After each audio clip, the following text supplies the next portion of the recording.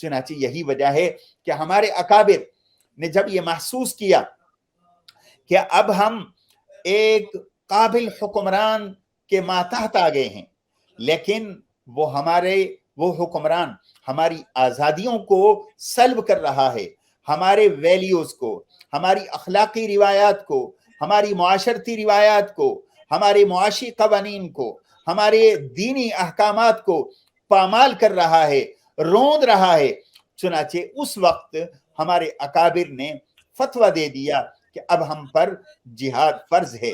اور یہ جہاد کا جو فتویٰ دیا حضرت شاہ عبدالعزیز رحمت اللہ علیہ نے دیا، شاہ ولی اللہ رحمت اللہ علیہ کے خاندان سے، اور اورنگزیب عالمگیر کی وفات 1707 میں ہوتی ہے۔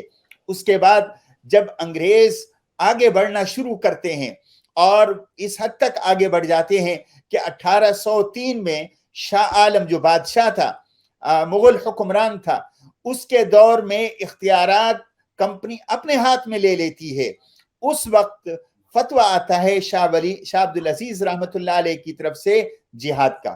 اور یہ جہاد کا فتویٰ کیوں آیا؟ نماز کی اجازت اس وقت بھی تھی، مسجدیں اس وقت بھی آباد تھیں، نماز پہ پابندی نہیں لگی، روزے رکھنے پہ پابندی نہیں لگی، حج پہ جانے پہ پابندی نہیں لگی، لیکن وہ جو دینی معاشرتی اصول تھے جو شریعت کے دیے ہوئے، اور مسلمان جس پر بجا طور پہ فخر کر سکتے تھے، اور جن معاشرتی روایات کو ہندوستان جیسے مخلوط مذہبی معاشرے کے اندر قائم رکھے ہوئے تقریباً 800-900 سال گزار دیے، یعنی وہ ایسے اصول تھے جس سے نہ ہندو کو تکلیف تھی نہ سکھ کو تکلیف تھی، اس لیے کہ وہ انصاف اور عدل پر مبنی تھے، وہ عفت اور عصمت پر مبنی تھے، وہ انسان کے وقار کو بلند کرنے والے تھے۔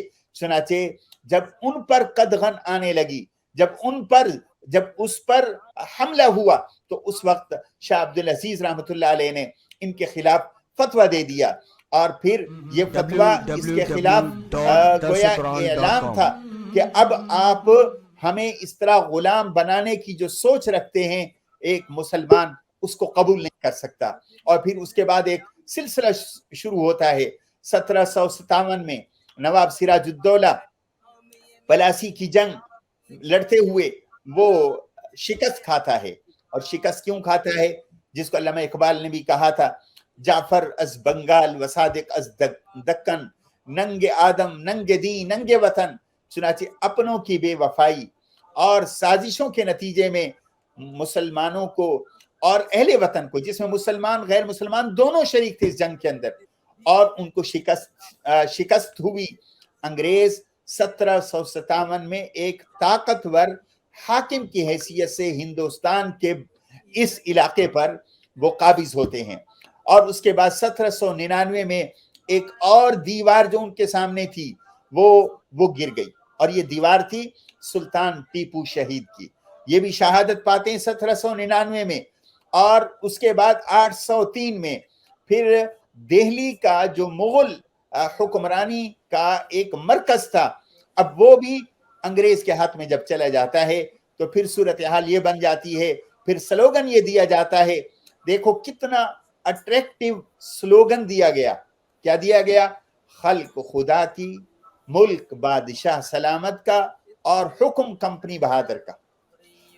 یہ اتنا اٹریکٹیو یہ نعرہ دیا گیا کہ خدا کی مخلوق ہیں سب، اور ملک یہ بادشاہ سلامت کا ہے، اور حکم کمپنی بہادر کا ہے۔ چونکہ اس وقت ایسٹ انڈیا کمپنی جو آہستہ آہستہ تجارتی کمپنی ملک پہ حکومت کرنے لگ گئی تھی اور اختیارات اپنے ہاتھ میں لینے لگ گئی تھی، یعنی وہ بھی کوئی بادشاہ ہے جو ہو تو بادشاہ، لیکن اختیارات اس کے ہاتھ میں نہ ہوں۔ تو یہ صورتحال ہو گئی، یعنی ہمارے علمی اور عملی زندگیوں پر حکومت اور حکم چلنے لگا تو کمپنی بہادر کا اور برطانوی سامراج کا۔ نتیجہ یہ ہوا کہ 1818 میں فتویٰ دیا گیا کہ اب ہندوستان دارالاسلام تو دور کی بات ہے، یہ دارالحرب بن گیا، کیونکہ ایک دارالاسلام ہے اور ایک دارالامان ہے۔ جیسے بہت سارے مسلمان آج بھی غیر مسلم ملک کے اندر رہتے ہیں، تو وہ غیر مسلم ملک وہ دارالحرب تو نہیں ہے، تو ان کے ساتھ امن کا معاہدہ ہے اور امن کے ساتھ رہ رہے ہیں، جیسے ہم لوگ یہاں باہر ملک میں رہتے ہیں.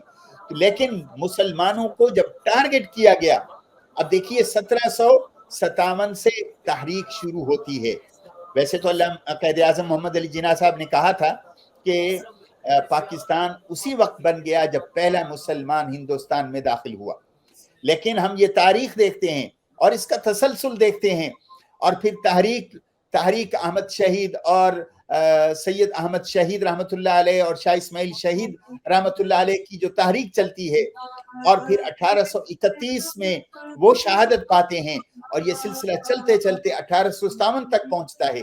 اور 1857 کے بعد 1857 جس کو انگریز غدر کہتے اور مسلمان اور مقامی حضرات اس کو جنگ آزادی کہتے، چنانچہ اس کے اندر اور اس کے بعد مسلمانوں کا ایک برابر کردار رہتا ہے، اور یہ کردار بڑھتا چلا جاتا ہے. یہ لگتا ہے کہ شکست ہو گئی، کہ ان کو آزادی نہیں ملی، شکست پہ شکست ہو رہی ہے. پلاسی کے میدان میں بھی شکست ہے، سلطان ٹیپو بھی ہار گیا، اور شاہ اسماعیل شہید بھی شہادت پا جاتے ہیں، سید احمد شہید بھی شہادت پا جاتے ہیں، اور اس تحریک کو بھی نقصان پہنچتا ہے. 1857 کی جنگ آزادی میں بھی نقصان پہنچتا ہے. لیکن ہر آنے والا دن اس طرح طلوع ہوتا ہے کہ آزادی کے جذبہ قوم کے اندر، عوام کے اندر بڑھتا چلا جاتا ہے. پھر مولانا قاسم نانوتوی رحمۃ اللہ علیہ، پھر وہ شاملی کے میدان میں جہاد کرتے ہیں. شیخ الہند محمود حسن دیوبندی رحمۃ اللہ علیہ مالٹا کی جیل کی صعوبتیں برداشت کر کے پھر واپس لوٹتے ہیں، پھر آزادی کی بات کرتے ہیں. اور اس سے پہلے مولانا عبید اللہ سندھی رحمۃ اللہ علیہ تحریک ریشمی رومال کے ذریعے ہندوستان کو آزادی دلانے کی تگ و دو کرتے ہوئے اپنے وطن کو چھوڑتے ہیں، افغانستان آتے ہیں، ترکی جانے کا ارادہ رکھتے ہیں، روس جاتے ہیں. سلسلہ کیوں ہے؟ تاکہ وہ جو سنت انبیاء ہے کہ انسانوں کو غلامی سے نجات دلائی جائے. چنانچہ اسی تگدو میں بزرگان دین یہ کوشش کرتے ہیں. تحریک خلافت چلتی ہے، وہ بھی اسی سلسلے کی کڑی ہے. تحریک ترک موالات چلتی ہے، وہ بھی اسی سلسلے کی کڑی ہے. یہاں تک کہ حضرت مولانا اشرف علی تھانوی رحمۃ اللہ علیہ، مولانا شبیر احمد عثمانی رحمۃ اللہ علیہ، یہاں تک معاملہ آ جاتا ہے. اور جب یہ آثار ظاہر ہونے لگتے ہیں کہ مسلمانوں کو ان کے مطالبے پر ایک وطن کے ملنے کی امید ہے، چنانچہ مسلمان پھر اکٹھے ہو کر ایک الگ وطن کے مطالبے پر زور دینا شروع کرتے ہیں. یہاں تک کہ 1947 پہنچتا ہے، رمضان المبارک کا مہینہ ہے. چنانچہ اللہ نے وہ قبولیت نصیب فرمائی، وہ محنت ظاہر ہونے لگی، محنت کے اثرات ظاہر ہونے لگے بزرگان دین کے.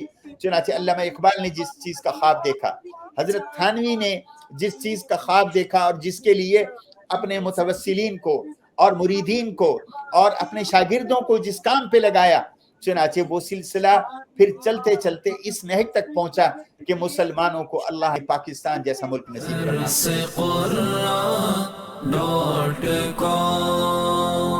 www.darsequran.com